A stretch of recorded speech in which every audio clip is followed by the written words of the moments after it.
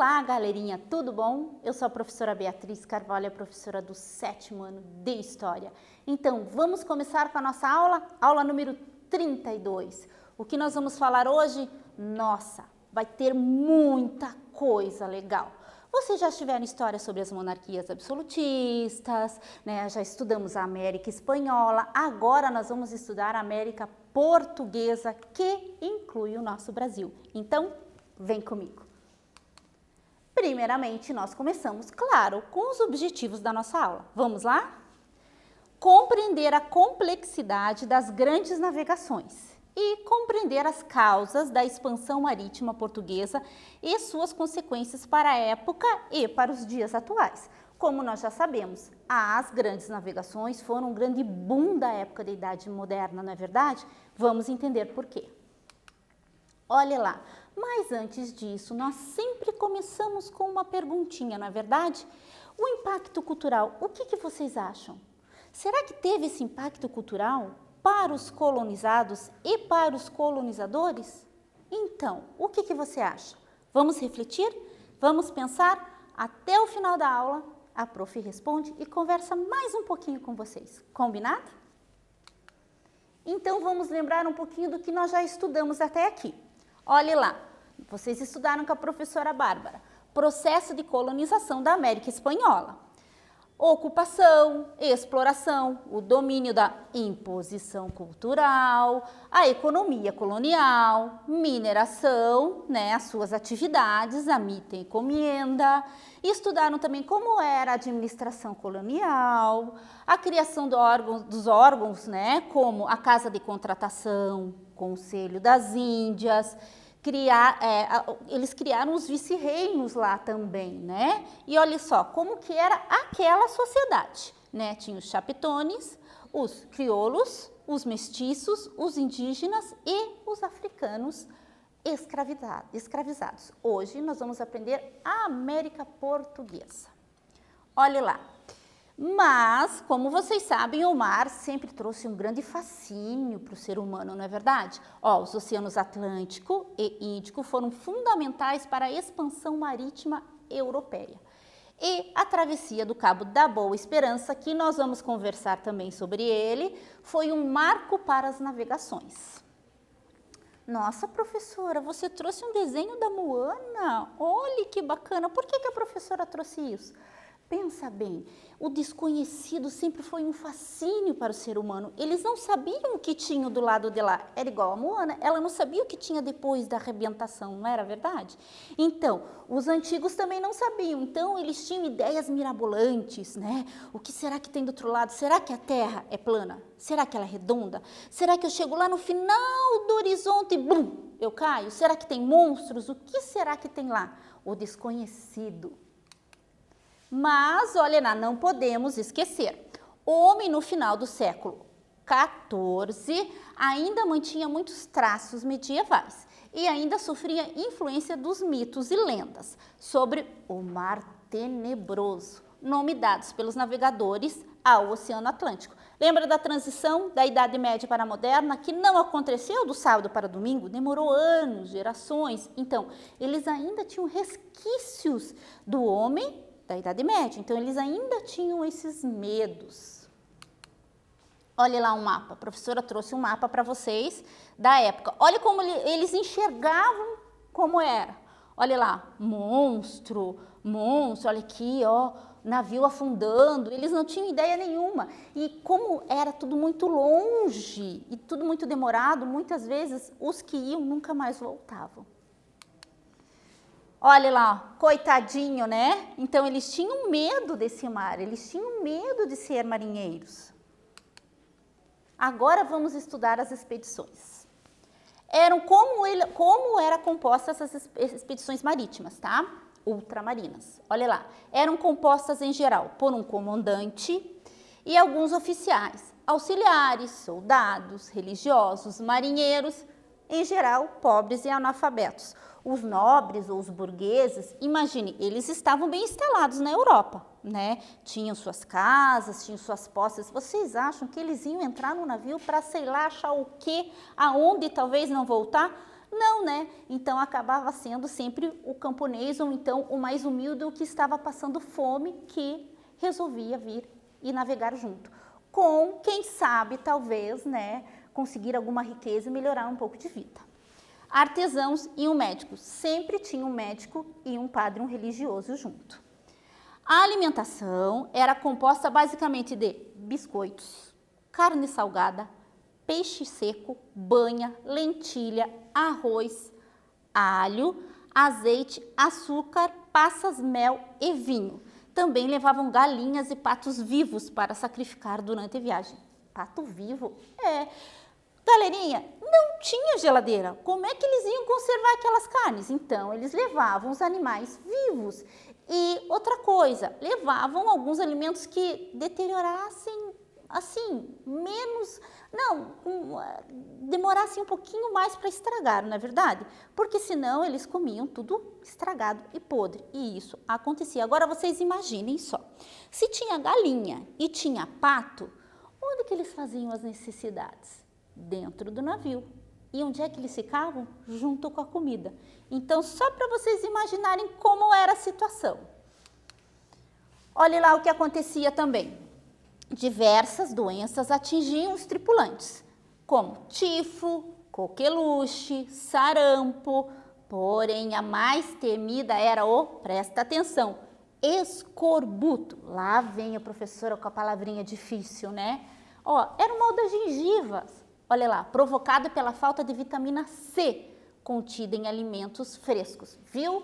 Quando a mãe fala para você, menino, menina, come fruta, come alimento fresco, viu? Toda mãe sabe das coisas. É porque todo alimento fresco tem vitamina C que o nosso organismo precisa.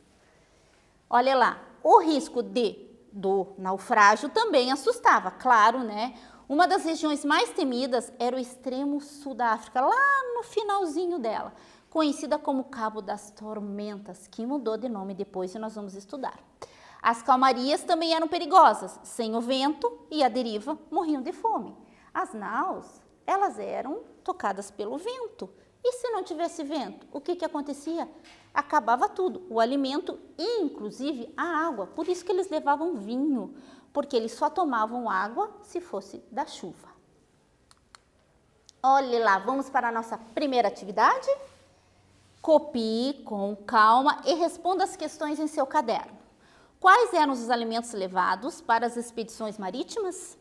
E B, quais animais vivos eram levados na viagem? E C, o que era o escorbuto? Vamos lá? A professora já volta e corrige com vocês.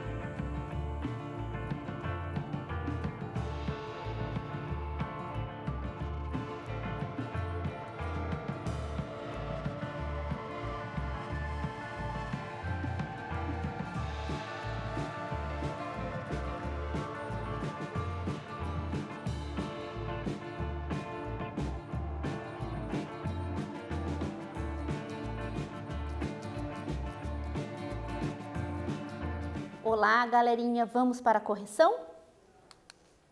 Vamos começar pela letra A. Eram biscoitos, carne salgada, peixe seco, banha, lentilhas, arroz, alho, azeite, açúcar, passas, mel e vinho. A resposta número B, galinhas e patos vivos. E a C, olhe lá, o mal das gengivas, nunca mais vocês esquecem. Provocado pela falta de vitamina C contida em alimentos secos. E falando em atividades, galerinha, não podemos esquecer do nosso Classroom, não é verdade? Lembre, a frequência de vocês só é computada se vocês fizerem a atividade e mandarem para o professor de vocês. E outra coisa, as dúvidas, vai lá no mural, interage com o teu professor, ele responde rapidinho, é bem bacana, vamos estudar. Olha só, essa aula da professora está lá também, você pode assistir quantas vezes você quiser. E esse material que a professora traz também está lá. Então, puxa, professora, não deu tempo de eu copiar as respostas da atividade. Não faz mal, entra no Classroom, vai lá, olha os slides, copia de novo. Professora, eu não entendi. Manda um recadinho para o teu professor lá no mural. Ele te responde e te explica. Combinado? Então vamos continuar? Olha que bacana que eu trouxe para vocês. Só para vocês entenderem os pioneiros da navegação. Isso vocês já estudaram com a professora Cibele nas grandes navegações. Mas só para vocês lembrarem quem foram a Península Ibérica, que o professor Roberto também trouxe para vocês como foi centralizada, não é verdade? Olha lá, ó, a Espanha e Portugal. Mas Portugal ainda saiu na frente da Espanha. Vamos entender. Olha lá, o pioneirismo português. No século XIV, os portugueses já participavam do comércio de especiarias. Então, eles já tinham uma certa negociação ali, já sabiam como fazer negócio, fazer o comércio. Em 1415, né, ó, aqui já é século XV, o rei Dom João I, que nós vamos entender como ele chegou ao poder, tá, organizou uma expedição que tomou dos muçulmanos a cidade de Ceuta, localizada no norte da África. A professora trouxe um mapa e vai mostrar onde fica também, tá? Esse fato marca o início da expansão marítima portuguesa. Olhe lá, quais são os fatores determinantes para Portugal sair na frente de todo mundo, tá? Centralização do poder.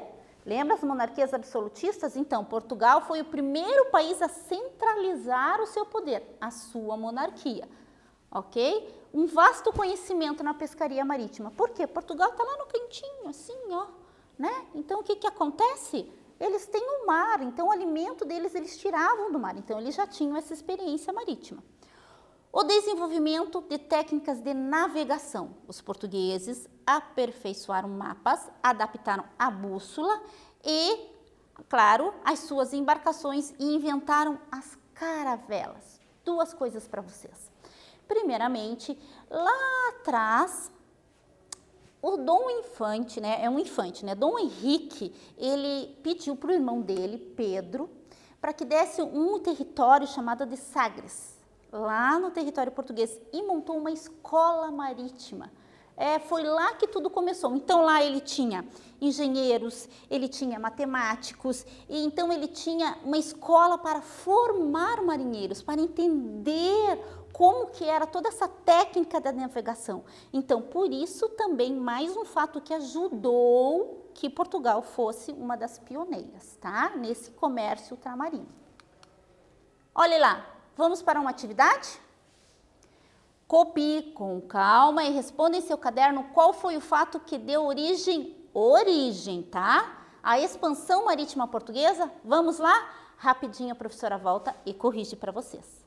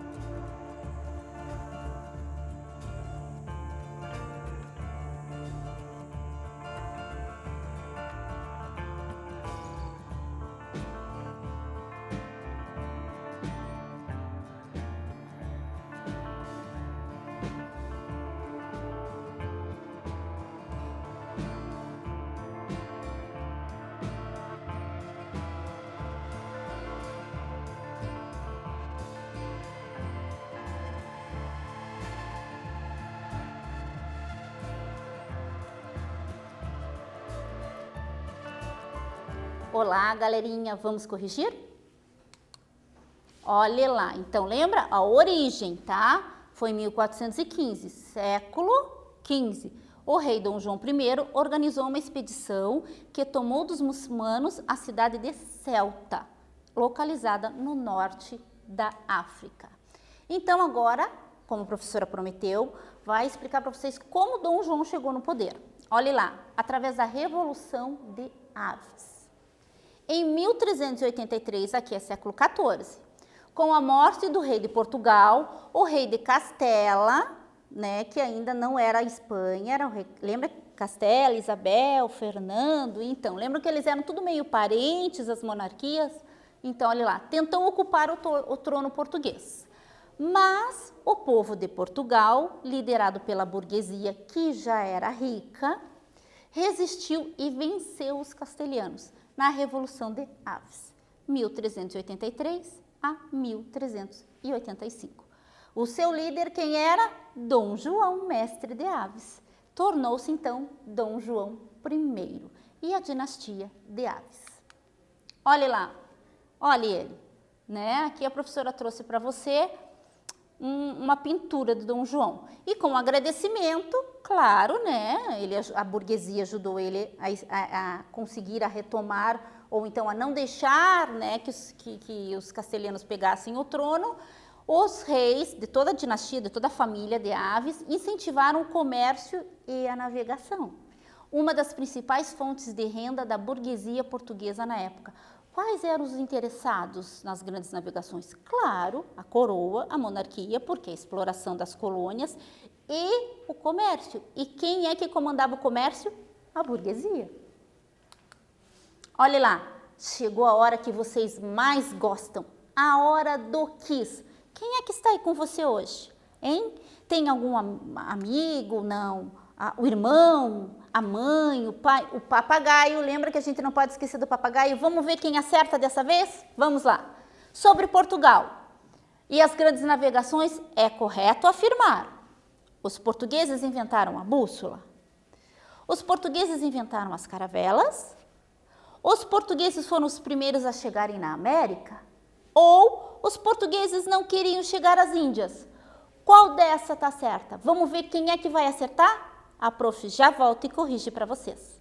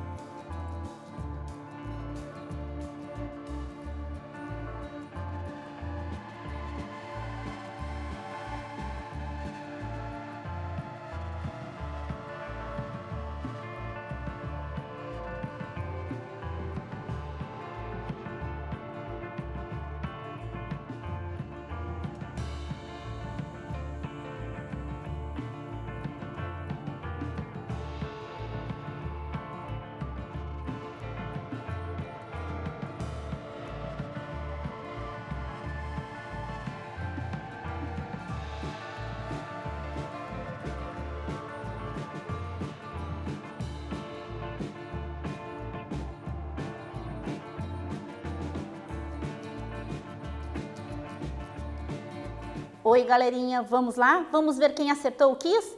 Eu acho que vocês acertaram. Olha lá, os portugueses inventaram a caravela, né? Vamos entender então o que eram as caravelas. Sabe-se hoje que foram os portugueses os primeiros a projetar e construir uma caravela.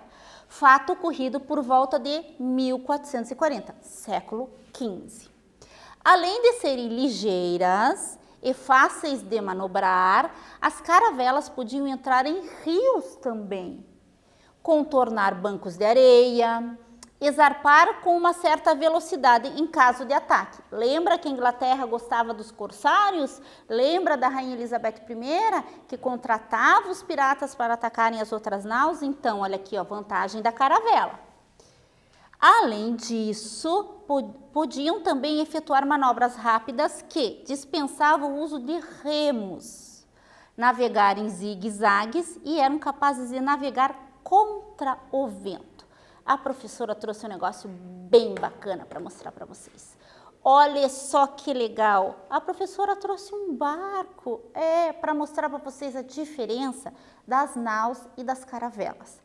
Por exemplo, faz de conta que isso aqui é um barquinho, uma nau normal. O que que ele faz? Ele anda bem devagarinho, vai lá, espera o vento, vira bem devagar, aí vem para cá, aí espera o vento de novo, vira bem devagar, com os remos, né? A professora vai mostrar onde ficam os remos depois, aí vai para lá de novo. Olha o trabalho que dava para daí chegar aonde ele queria.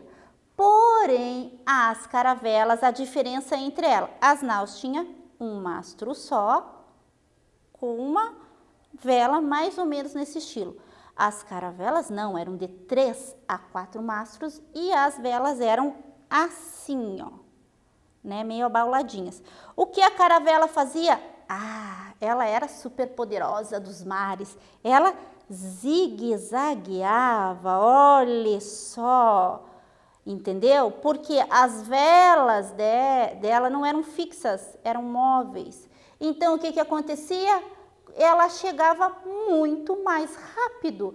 Então, o que o outro nau demorava 30 dias para chegar no seu destino, a caravela demorava só 10 dias. Viu que bacana? Então, para vocês entenderem o tamanho da tecnologia, é como se tivesse descoberto a internet na Idade Média. É mais ou menos isso. Elas eram lindas, grandes, né? Cabia muita coisa, eram umas cargueiras. Imagine um caminhão cargueiro enorme, eram as caravelas. Agora, imagine um caminhãozinho bem pequenininho, eram as outras naus. Olha só. Olha o que a prof trouxe para vocês. A réplica, né, da caravela Pedro Álvares Cabral. E sabe onde ele está? Ó, Memorial do Descobrimento em Porto Seguro, no sul da Bahia. É linda, galerinha, é enorme. Aqui ela já está sem as velas, né? Mas na inauguração, que foi na virada do ano 2000, quando o secretário da Cultura era que hoje é o prefeito de Curitiba, Rafael Greca, ele era secretário da Cultura na época. Olha, ele inaugurou na virada do ano 2000 e ela tinha as velas. É extraordinária, é linda, vocês não têm ideia do tamanho que ela é. Lembra dos remos que a professora falou? É aqui, ó. Tá vendo que tem umas aberturazinhas aqui, ó? Essas aberturazinhas aqui, quando acontecia deles tinham que zarpar muito rápido, ou então tinha que fazer alguma manobra, eles usavam os remos, né? Mas a nau era muito ligeira. Vamos continuar. Olha o que a professora trouxe. Nós vamos falar sobre as expedições portuguesas. Então, eu trouxe o mapa para vocês mais ou menos terem a ideia do que foram as expedições, tá? Olha lá, nós vamos falar sobre cada uma delas, tá? Bartolomeu Dias, Cristóvão Colombo, Vasco da Gama, Pedro Álvares Cabral, né? E Fernando de Magalhães. Cada um tem uma cor diferente. Ó, o Porto Seguro aqui, tá?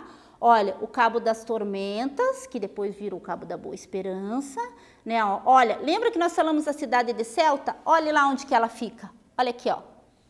Viu? Olha ali, ó. Só para vocês terem ideia que ele saiu daqui de Portugal e chegou aqui e tomou essa cidade, tá? Ó, depois ele veio vindo, ó. Ele veio trazendo. Olha aqui, ó, Calicut, né? Olha só, olha onde ele vai. Ele dá a volta ao mundo.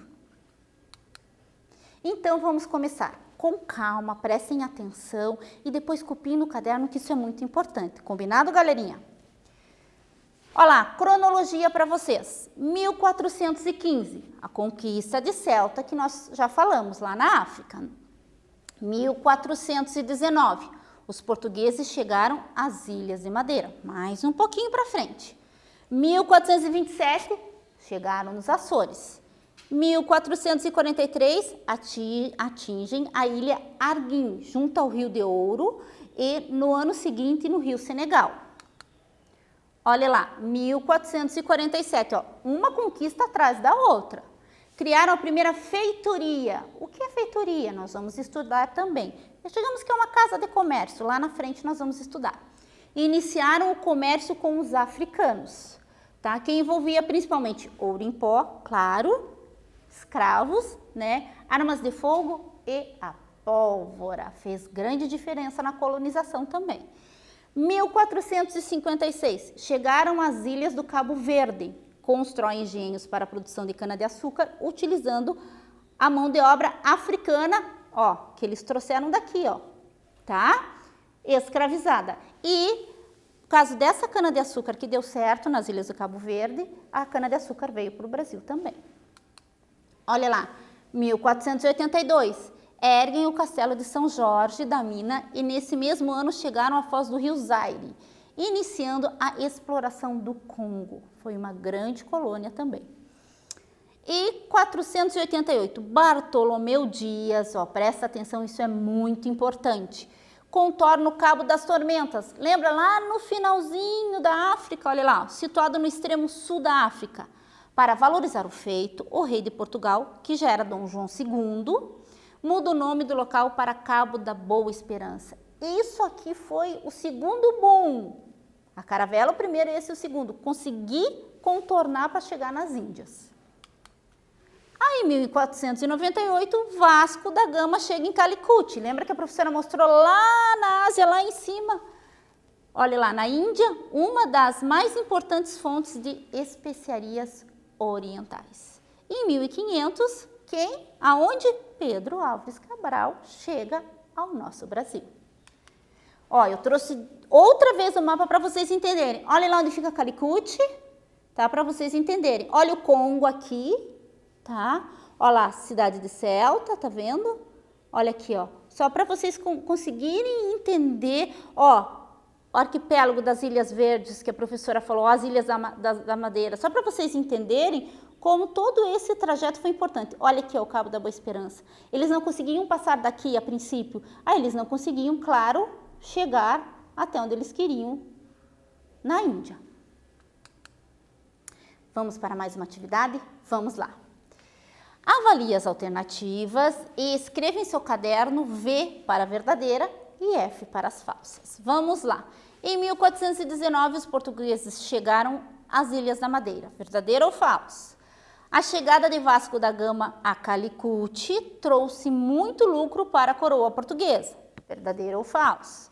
Não houve nada de excepcional na saída do europeu para o mar aberto no século XV. E os portugueses não possuíam nenhuma habilidade marítima. Tá fácil, né? Galerinha, a professora já volta e corrige para vocês.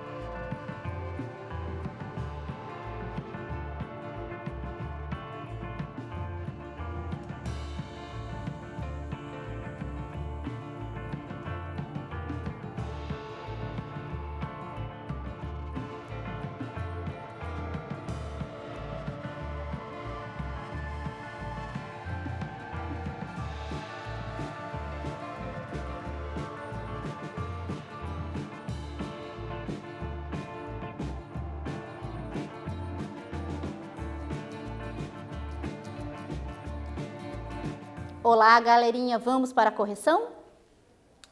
Olha lá, ó, que bacana, verdadeiro, né? Eles chegaram nas Ilhas da Madeira, verdadeiro, né? A chegada de Vasco da Gama lá em Calicut, que a professora comentou com vocês. Olha lá, e falso, não houve nada de excepcional.